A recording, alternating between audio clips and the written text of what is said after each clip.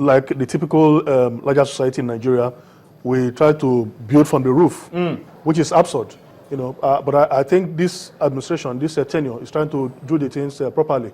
We have to start from the basic. Proper elections at the state FAs. And that is the state FA, because if you don't get it right there, when things are done properly, then it goes up, it will continue that way. People must not fight to be in NFF.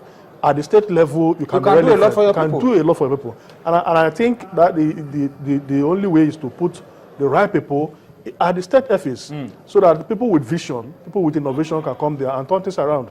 There are several local governments in this country, about 774 local governments. And in each state, you have a lot of local governments. So if you have state FA, and at the local government level, you have people who love the game, then we'll begin to build structures from that level. So I think they have done the right thing by insisting that the proper things should be done. Yeah, but I think the NFF needs to do a lot of monitoring, because a lot of these states are complaining that some people are being disenfranchised, some people are not allowed to be a part of the process. But the NFF will really need to monitor, because we have to be able to get it right from that level if we want to think about the future of our football. Yeah, I think one of the major problems about Nigerian football is how we fail to develop from the grassroots, from the local government and also to the state FA. It is very, very important. Yes, like you said, everyone tried to get to the NFF. What have you, contributed at your state level? It is very, very important. We talk about how to come. It start from the grassroots and also from the state level. We find it very difficult that most of the state FA always finding a way out, getting to the federation instead of doing a very great job at the state level, which is very, very important, and also to help, the Nigerian Football Federation, and also the league. Don't forget, the state FA are also part of the league in terms of providing security, which we have been having issue with. And it is very sad to see people 10 years, 15 years as state FA chairman, and you find it very difficult to any development, any sources. It is very sad. So it is very, very important we make sure we tackle this from the grassroots and also get right people in the right place in the state FA. So our football can develop, because if the federation put a lot of good structure in place and the state FA are not proactive and not professionals enough, I don't think those things work. Well, the Association of Nigerian Professional Footballers of Nigeria, APFON, have been commending Amaju Pinnick that in Delta State they are happy that a lot of ex-Nigerian internationals are been encouraged to contest. They are happy. But I'm not sure they can say the same for some other states. But in Delta State, it looks like JJ Okocha, who probably be one of the leading candidates to be Delta FA chairman. That's interesting, really, for Delta. But APFON are commending Amaju Pinnick for all of that. But I think beyond persons now, beyond what Amaju has been able to do in Delta, other states should also be able to lay structures in place that will ensure that we have no itches, no court cases, no rancor, particularly at this level of elections into the different state football associations. Let's come now to the center. The Super Eagles of Nigeria, Onye, will be busy in March, a game against Bolivia, March 26. But then the confirmation came for the second game that will be playing. It's Ghana. That's more than a friendly. Yeah, Tony. Anytime it's Nigeria, Ghana. You remember the last time we played Ghana in London? It was a goalless draw.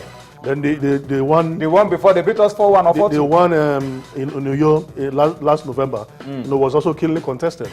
Our under-20 team in today played a 2-2 draw with Ghana in a friendly game. Good result for Manu Gaba and his boys. Yeah, build up for the African. They scored first, the Ghanaians level. They scored again, the Ghanaians level. But I think it's a good test for the team as well. Yeah, good build up for the African Youth Championship.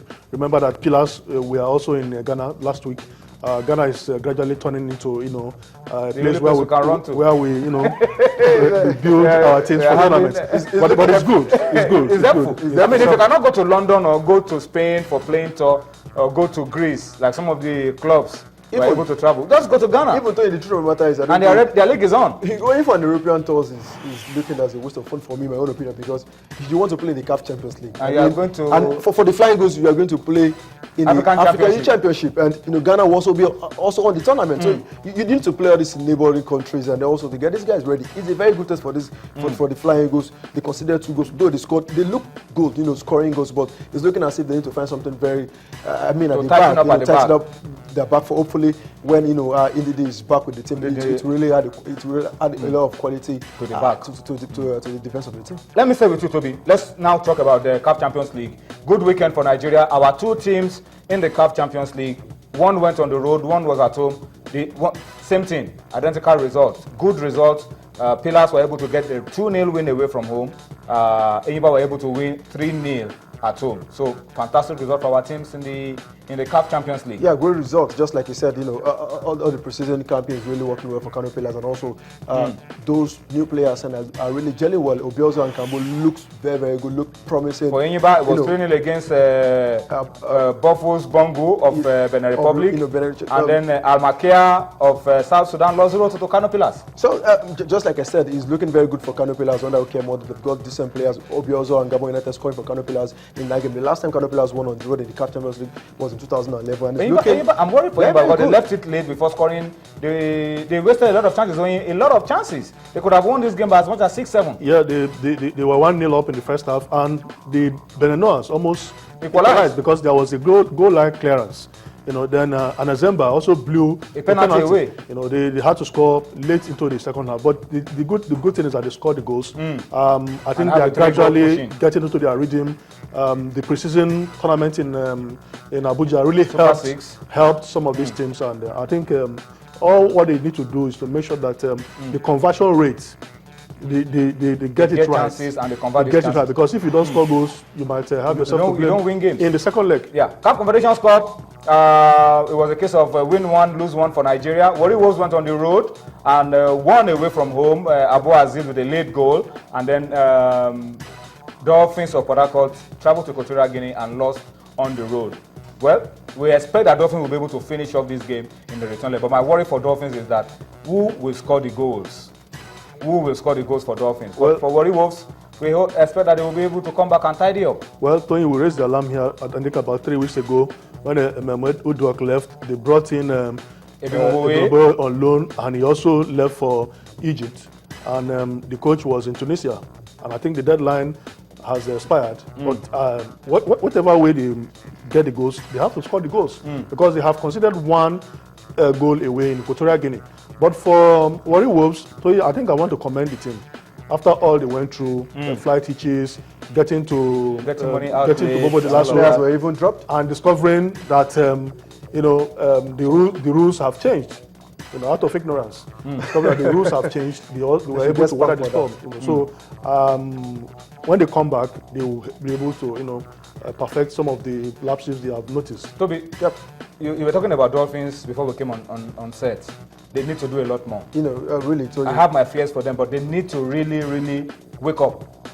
Football preparation, the players are not motivated. The travel. It took the Super Six for them to just get something off the ground. And after the Super Six, they failed to play any game. So, despite starting, behind schedule. So, they are in a very tight corner. Considering one goal and fail to score on the road is very difficult game for them. Their visitor might come and try to park the bus and get a goal, and away go and sit at the back. So, just like when you said, they are finding it difficult to get goals. They've tried to push Piagbara up front, but they still need someone that could bite more in the attack. So, hopefully, Stanley Guma got 2 weeks to work on this, and maybe the players will be more productive in the next 2 weeks. Get a team that will deliver. All right, let's come quickly now because our time is running out. Let's talk about the league. The 2014-2015 Globe Premier League season. The announcement has come out from the league management company that the draws for the 2014-2015 season will be held on Wednesday in Abuja. They are insisting that the league will start March 7. There will be midweek games. They cannot afford to delay anymore.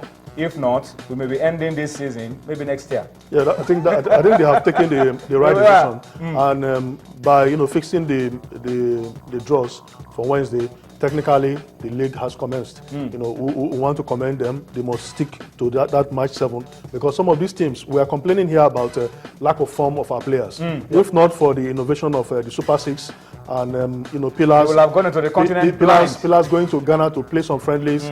I think Enyimba played against Abia Warriors before their Champions League game. Some of these teams would have been off form, and that would have been disaster. So I think the league needs to start immediately. There shouldn't be any further delay. Okay, let's leave the league management company and the plans to have the draw on Wednesday. Let's go to Ondo State very quickly. The Ondo State Commissioner for Youth Sports and Youth Development and Sports, Mr. Bekehimi Idiari. I hope I didn't just kill this name.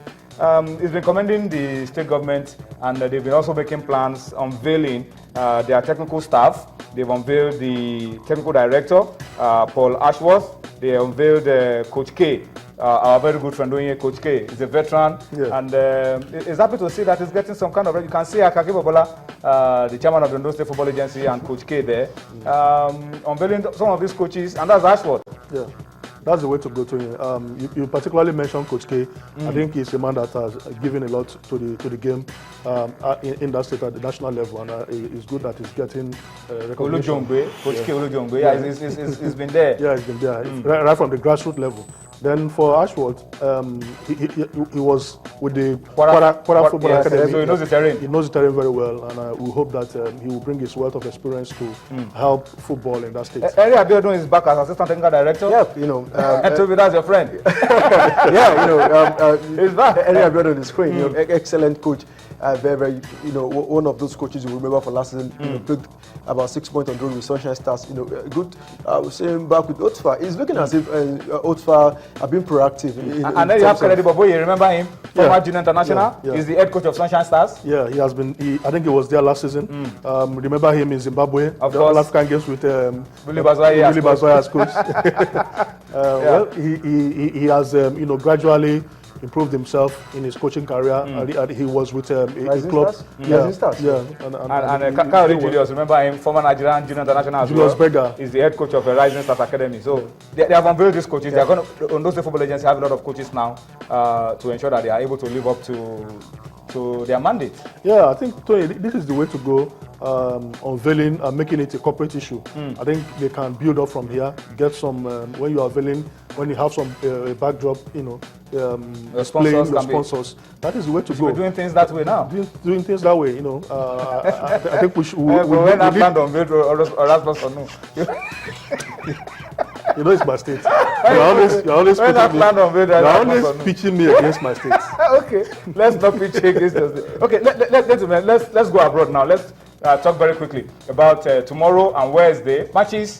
Will return to the UEFA Champions League tomorrow. Massive games. PSG against Chelsea, Shakhtar Donetsk against Bayern Munich. But all eyes, of course, will be on PSG and Chelsea. Yeah, really. Mourinho has been talking tough. He said, he's looking as if Chelsea are favourites. Diego Costa is back after last being season, suspended. Chelsea were almost out. Until Demba. So it's going to be difficult for them. Ibrahim is there for PSG. It's going to be an interesting game. Hopefully, Diego Costa could just be a good addition for Chelsea. All right. What are your expectations? I know you're a Chelsea man. No, Tony, I'm not a Chelsea man. Okay. Wednesday, we have FC Barcelona against FC Porto. We have Schalke against Real Madrid. These are matches for Wednesday. Real Madrid, a little blip of form for Ronaldo, but they can always pick it up. Yeah, after the red card, he has not scored in 3 games. And even though Ancelotti said he's not worried, he has some good players to get them the needed results. All right, so these are games that you look out for on Tuesday and Wednesday in the UEFA Champions League. Before we wrap up the show, gentlemen, let's just get a quick update around the FA Cup game currently going on. Preston North End against Manchester United. The game is live. First half was goalless, but still goalless. Still goalless. That's the confirmation we have on your screen. It is still goalless between. No, there's a change now because it is Preston North End 1, Manchester United 0. That's the story. That's it on your screen.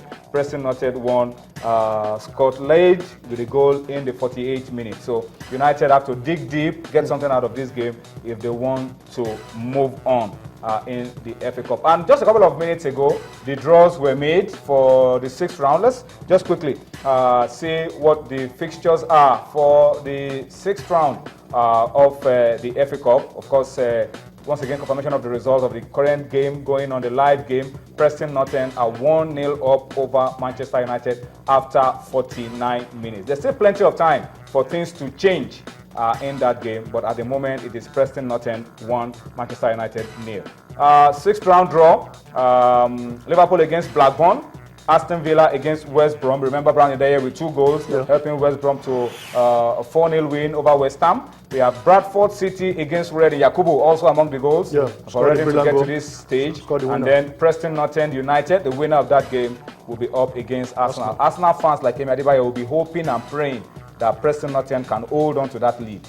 No, but It's a lot easier. But in the former Carling Cup, they came against the less facility team. I think about 4 or 5 years ago, and they didn't win. You mean Arsenal? Yeah. So. But I'm sure Arsenal fans will want. This is the FA Cup. Anything can happen. Anything can happen. All right, we have to go now, guys. I must thank you so much for your time on Sports. Now let's leave you with some FA Cup highlights and wrap it up on that note. We'll see you again tomorrow. Bye bye now.